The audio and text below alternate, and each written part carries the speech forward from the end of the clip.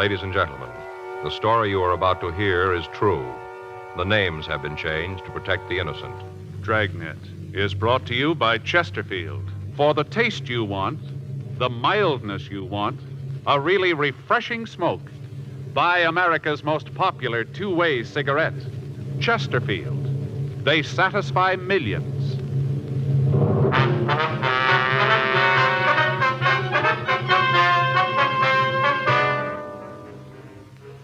You're a detective sergeant. You're assigned to homicide detail. A killer's loose in your city. You don't know who he is or where to find him. You don't know who his victim will be. Your job, stop him. You hear it everywhere. Chesterfield's for me. Here's how television star Robin Chandler puts it. There's so many reasons why I like Chesterfields. I like the pack. It's smart looking. And I like the way they taste. All in all, I'm convinced Chesterfields are best for me, and I prefer the regular size. Now let's hear from stage and movie star John Hodiak. It's Chesterfield for me, all right. I've smoked them for 9 years. Now I like a longer smoke, so I go for the king size. They're great. Yes, no king-size cigarette satisfies like Chesterfield king size. So join the swing to Chesterfield King. Get the taste you want, the mildness you want, a really refreshing smoke every time. Change to Chesterfield, regular or king size, America's most popular two-way cigarette.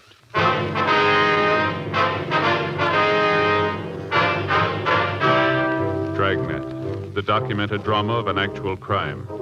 For the next 30 minutes, in cooperation with the Los Angeles Police Department, you will travel step by step on the side of the law through an actual case transcribed from official police files.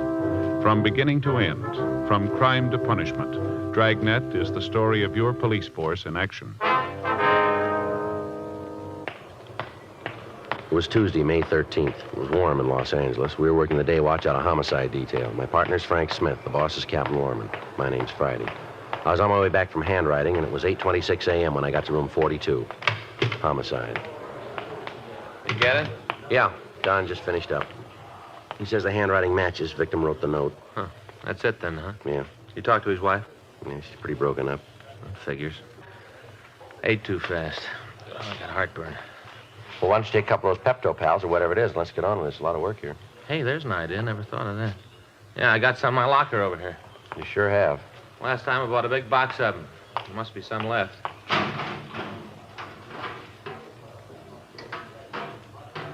Yeah. Find them? Yeah.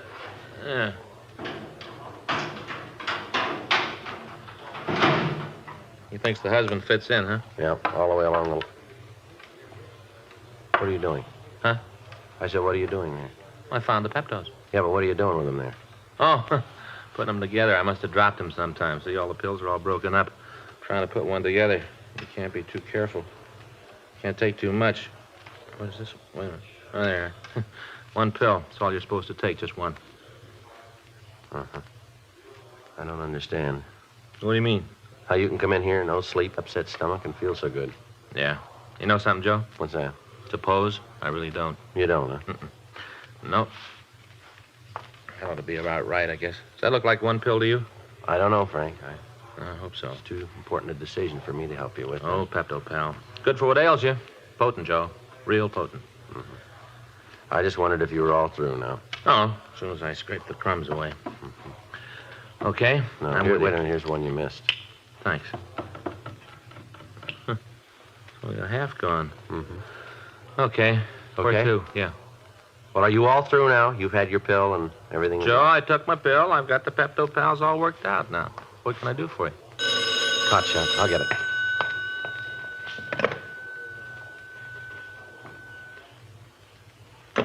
For us? Yeah, shooting at the corner of Broadway and San Julian. Who's the victim? Traffic officer.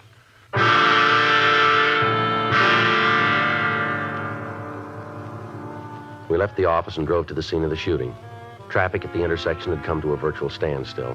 18 feet from the northwest corner, lying in the middle of the pedestrian crosswalk, was a uniformed traffic officer. He was wearing the white cap of the traffic division. There was a large blood stain on the right side of his chest, and his service revolver was still in his holster. By the time we got to the scene, the ambulance had arrived and the wounded officer was being given emergency treatment.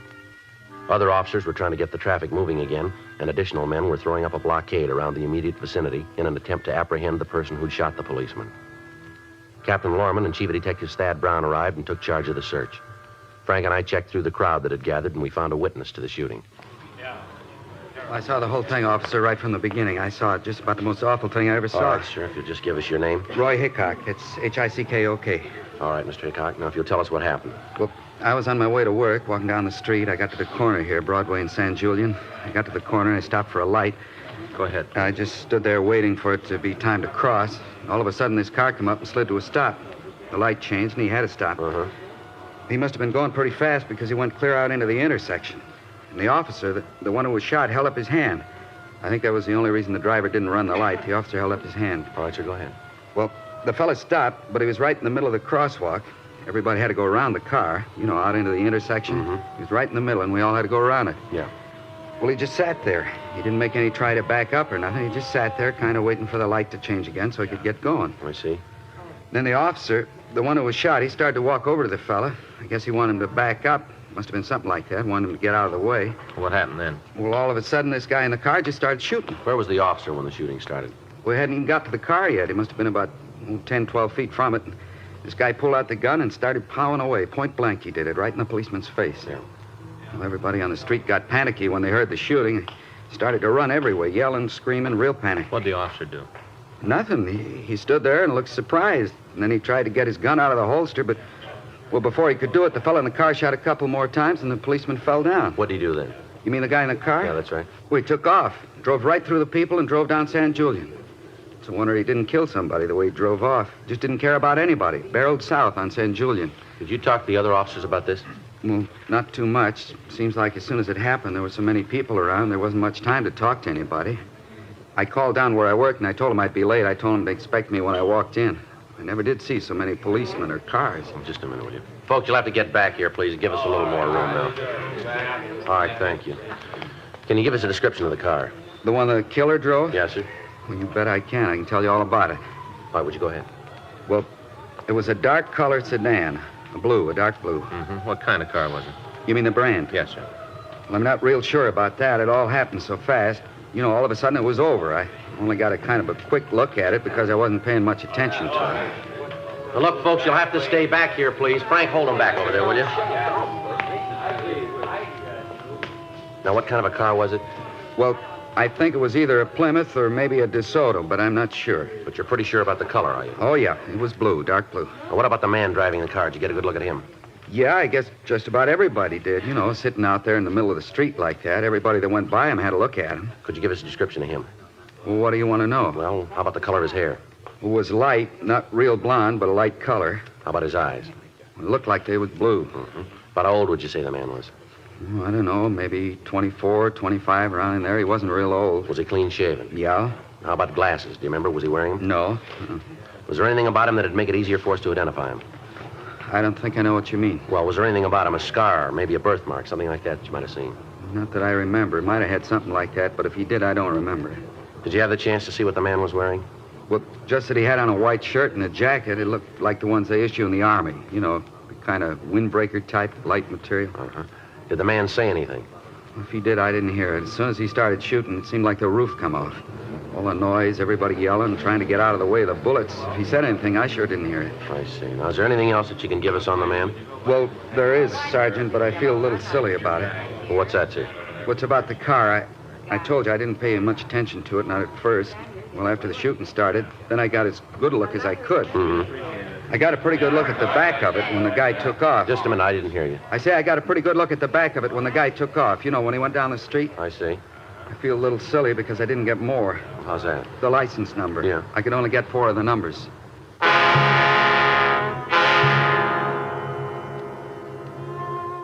The witness was able to give us the numbers, 1 Sugar 139. A broadcast was gotten out carrying this information, and a search was started through auto records in an attempt to come up with the owner of the vehicle. 2 men were detailed to the Department of Motor Vehicles to assist their men in the search of the files. Meantime, Chief Brown and Captain Lorman had ordered roadblocks to be put up on San Julian and all streets leading to adjoining areas. The one witness, Roy Hickok, was taken to the city hall and he was shown the mug books. He was unable to come up with an identification on the suspect. 12:40 p.m. Frank put in a call to Georgia Street Receiving Hospital and found that Officer Larry Giroux was still in a critical condition and that he had not regained consciousness. His family had been notified and a car was dispatched to bring his wife to the hospital. All people in the immediate vicinity of the shooting were interrogated and their statements were taken, but none of them could give us a lead as to the identity of the suspect. 5:27 p.m. Frank and I went back to the office. While he checked by auto records, I put in a call to Captain Lorman. Yeah, Skipper. No, they're still checking.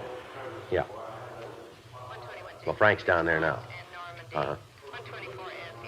Yeah, he looked at him, but he wasn't able to give us anything. No, I say he couldn't give us anything. No, the last we heard, he was still unconscious. Yeah, that's right. Well, we left word that we're to be called if he comes out. Mm-hmm. No. Galindo and McCready are over there. Yeah, she's taking it pretty hard. Joe. Mm-hmm. Right. Just a minute, I got Skipper on the phone. If anything turns up, we'll call you. Joe, it's Yeah. important. Hold on a minute, will you, Skipper? Yeah, what do you got? Well, they made the car. Yeah. It was stolen this morning. Well, we got a pretty good piece of news. No, Frank just came in. They made the car. It was stolen this morning.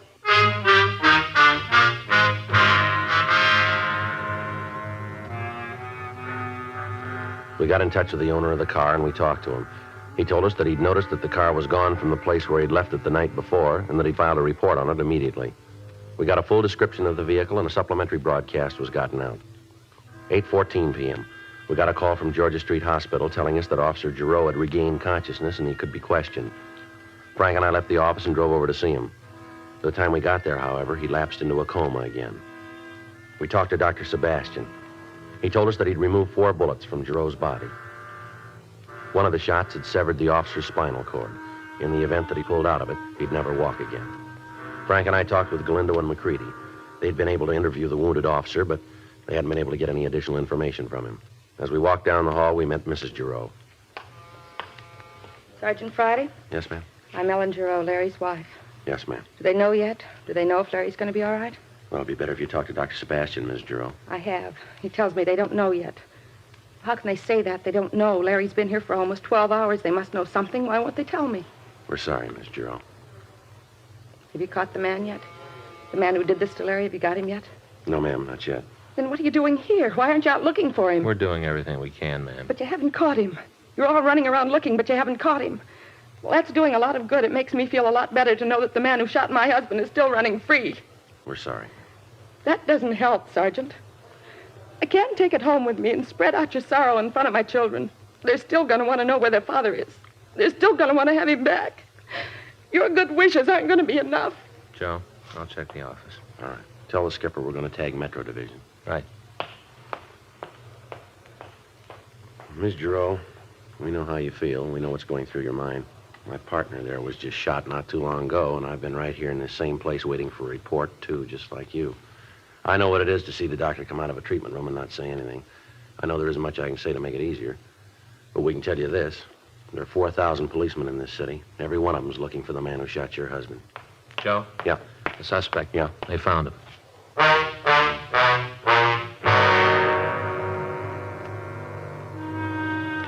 The tip had come in from a man who had phoned the complaint board and said that he knew where the suspect was hiding. The man wouldn't give his name. Immediately, 2 cars were dispatched to the address. It was a cheap rooming house on East 4th Street. The manager of the place said that there was a tenant who matched the description of the suspect in a room on the 5th floor. He'd given the name James Krell. When the investigating officers had approached the room, they were met with gunfire. They returned the fire. The building was evacuated, and the streets in front of the building were roped off. Several more cars arrived from Metro Division, and the building was completely surrounded. Frank and I stopped by the office and picked up tear gas equipment. From what we were told, the suspect had barricaded the door leading into the room with furniture. The only way we had to get him out alive was with gas. Frank and I talked with Captain Lorman and with Chief Brown. It was decided to use a flight-right shell and blast through the door. Frank took the gun and we went up to the 5th floor. The halls were empty. You all set? Let's give him another chance. All right. All right, Krell, we'll give you one more chance to come out of there. Come on, Krell. Open the door and throw the gun out. He's not coming out. All right, this is the last time around, Krell. Get out of here, cop. Get out of here, leave me alone. You try to come through that door and I'll kill you. I swear I will. I'll kill you where you stay. Frank. Let's put the masks on. Right. You all set? Yeah. All right, let it go.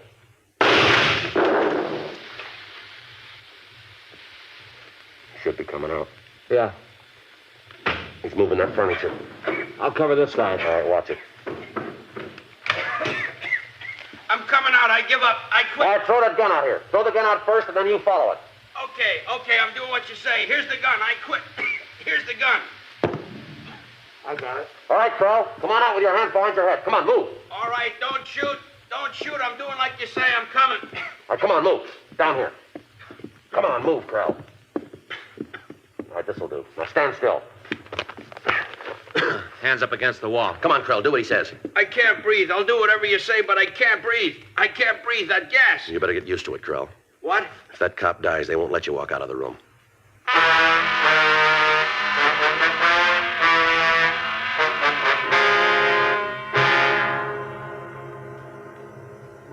The suspect was taken to Georgia Street Receiving Hospital for treatment.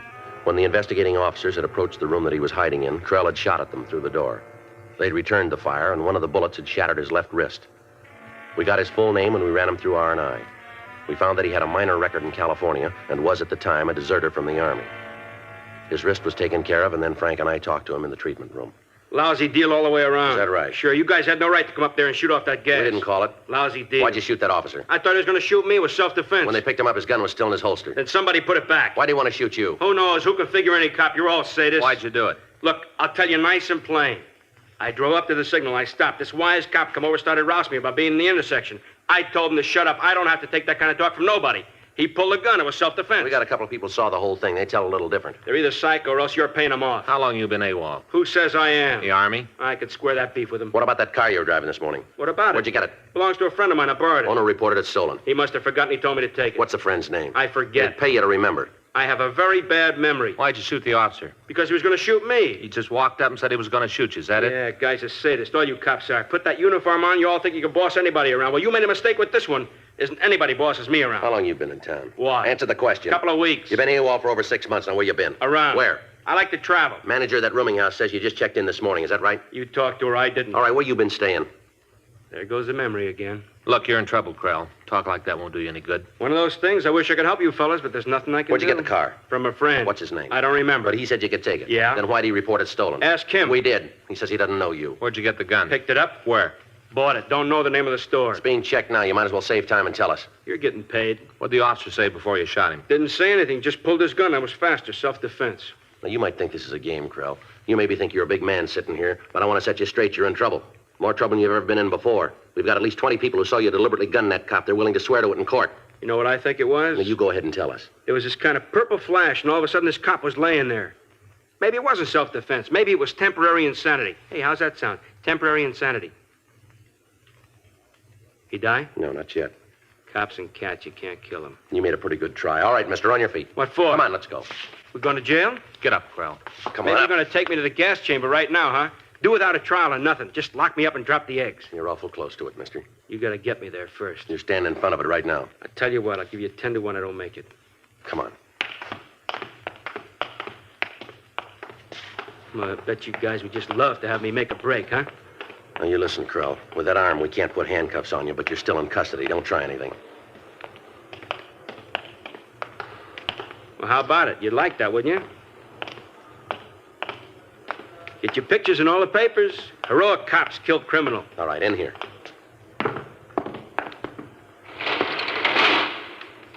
Yeah, you guys would really like Now, that. I'm going to give you something for free, Krell. Oh, yeah? What's that? You talk a lot, but you don't say anything. Always happens. Put a guy in a uniform right away, he's a big man. A bum on the outside, but just give him a badge and a suit, right away he's big. Yeah, sure. Come on. Hey, how's about a cigarette? Here. Well, thanks. Got a match? Come on, move. Car's back this way. Hey, wait a minute. What do you want? A cigarette. Not doing me much good without a match. All right, here. Grab him, Joe. Hold it up, Krell. All right, Krell, hold it up. Hold it up or I'll shoot. It's down. Come on. How about it, Joe? Well, I guess he was right. Huh? That bet about the gas chamber, Yeah. he won't make it.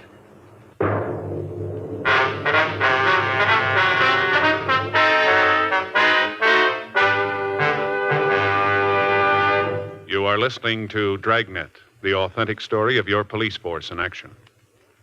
One of the world's greatest laboratories gives today's Chesterfield every conceivable test for quality, for mildness, and for taste. But Chesterfield research continues beyond that of any cigarette. You've all heard of tea tasters and wine tasters. Several years ago, the makers of Chesterfield organized the first group of cigarette tasters in America. Today, they are experts in the field of cigarette taste, mildness, and satisfaction. Yes, smoking is their business. Their expert opinion is your assurance that Chesterfield always gives you the taste you want, the mildness you want, a really refreshing smoke every time. It all adds up to Chesterfield's world-famous slogan, they satisfy. Buy Chesterfield today, regular or king size. Just light up, relax, and enjoy America's most popular two-way cigarette. Chesterfield. They satisfy millions. They'll satisfy you.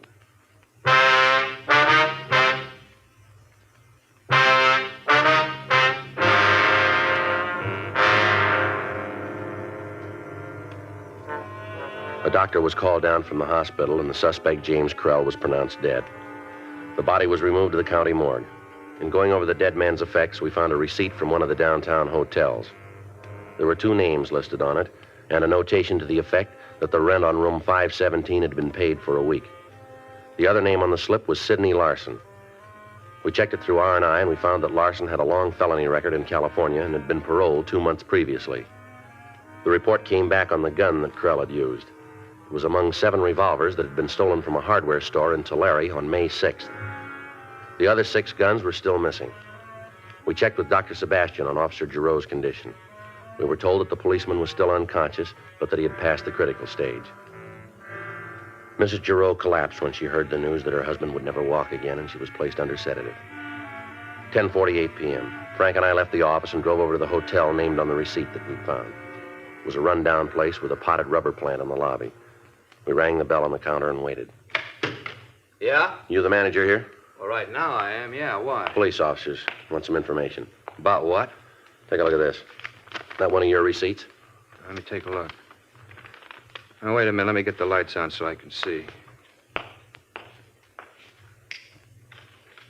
Yeah, there's the name right on the top.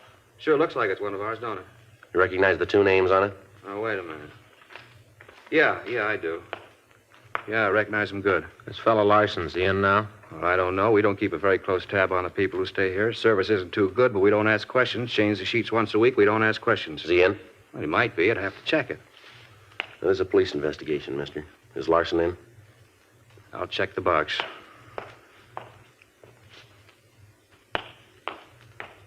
Well, key's gone. Must be upstairs. He alone? Can't say. Might be. I didn't hear nobody go up, but then I don't listen too good. Show us the room. You mean I gotta go up with you? Come on, mister. Let's go. Look, we got a nice, quiet hotel. We don't cause no trouble. There's no reason for you cops to come snooping around. You got the pass key? Yeah. Let's go. Have to take the elevator up. I can't go the stairs. All right. Go ahead. Mm-hmm. 5th floor, isn't it? Mm-hmm. That's what they paid for.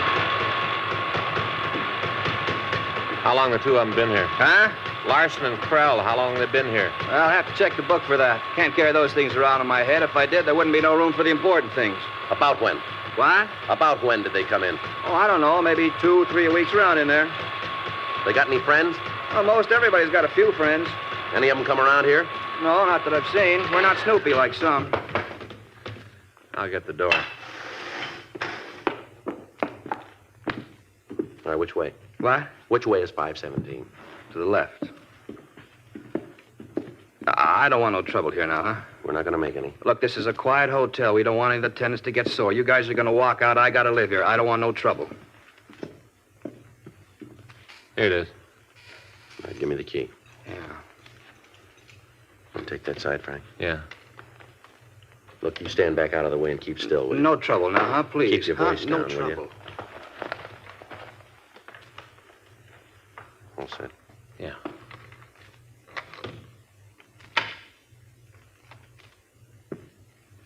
like he's asleep.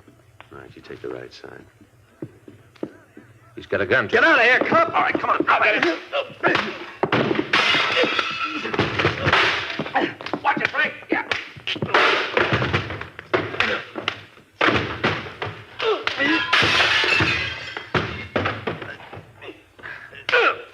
All right, now, come on, Larson. On your feet. Get up. What are you doing in here? You got no right to come in like this. I'll check the room, Joe. What are you looking for? I'm registered. You check my parole officer. He'll tell you I'm clean. What about the gun? All right, so I got a gun. You're an ex-con, aren't you? Big deal. All right, let's go. Where? You've been there before. Take a look, Joe. 5 of them. All right, where'd you get these? You find out, cop. You're getting nothing from me. All right, come on. Take it easy. Let's go. What about Krell? You get him, too? That's right. You got him in jail? He's dead. Krell? That's right. He tried to make a break and it didn't work. Oh, poor kid. Didn't know what it was all about. Wanted to be a tough guy. Yeah, and you were going to show him how, weren't you? Nice kid. He wanted to be a big man. We had it all planned. Gonna hit the big time. Got the guns. He went out to get a car this morning. That's probably why he killed the cop. Krell got scared. He didn't know he wanted to be big. He wanted people to talk about him. Don't worry about it, mister. Huh? They will.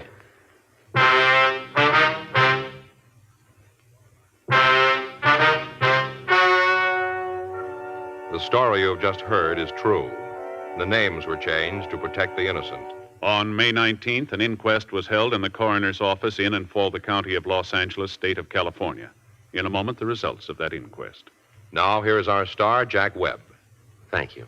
Earlier, George Fenneman told you exactly why the Chesterfield you smoked today is the best cigarette ever made.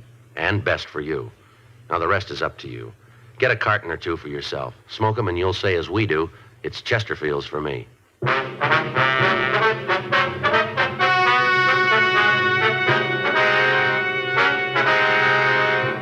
The coroner's jury returned a verdict that the death of James Edward Krell was justifiable homicide. Sidney Carter Larson was filed on for ex-convict with a gun, and upon completion of sentence on that count was released to the authorities of Tulare, California, for prosecution on a charge of burglary. You have just heard Dragnet, a series of authentic cases from official files. Technical advice comes from the Office of Chief of Police W.H. Parker, Los Angeles Police Department. Technical advisors, Captain Jack Donahoe, Sergeant Marty Wynn, Sergeant Vance Brasher. Heard tonight were Ben Alexander, Virginia Gregg, Vic Perrin, Harry Bartell. Script by John Robinson. Music by Walter Schumann. Hal Gibney speaking. Chesterfield has brought you Dragnet, transcribed from Los Angeles. Filter cigarette smokers, here is headline news. Nationwide demand for L&M filters drops price. Now you save up to 4 cents a pack, 40 cents a carton. Now everyone can afford America's highest quality and best filter tip cigarette. Remember, only L&M's have the miracle filter tip containing alpha cellulose. You get much more flavor, much less nicotine. Buy L&M filters, the distinctive monogram cigarette at the new low price. L&M filters.